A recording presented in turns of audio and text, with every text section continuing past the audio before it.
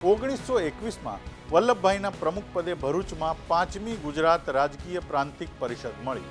બેઠકમાં વલ્લભભાઈએ સ્વરાજની પોતાની વ્યાખ્યા સમજાવી અને આઝાદી માટે હિન્દુ મુસ્લિમ એકતા પર વિશેષ ભાર મૂક્યો. તેમણે જે કહ્યું તે હંમેશ માટે સરકારો માટે દીવા દાંડી સમાન બની રહેશે. એમણે કહ્યું હતું કે આપણે એવું સ્વરાજ ઈચ્છીએ છીએ કે જેમાં સૂકા રોટલાને અભાવે સેંકડો માણસો મરતા નહીં હોય.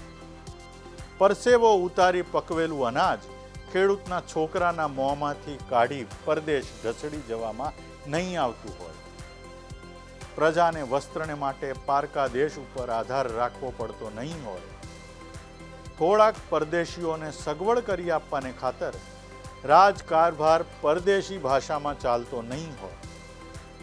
આપણા વિચારનું અને શિક્ષણનું વાહન પરદેશી ભાષા નહીં હોય. આપણે આંગળે પાકતી મહુડા જેવી ખોરાકમાં વપરાતી ચીજ ઉપર અંકુશ મુકાતા હોય અને સરકાર તે મહુડાનો દારૂ બનાવી તેનો વેપાર કરતી હોય. એટલું જ નહીં પણ લાખો રૂપિયાનો વિસ્કીનો દારૂ પરદેશથી છૂટથી આવતો હોય એવું આપણું સ્વરાજ નહીં હોય.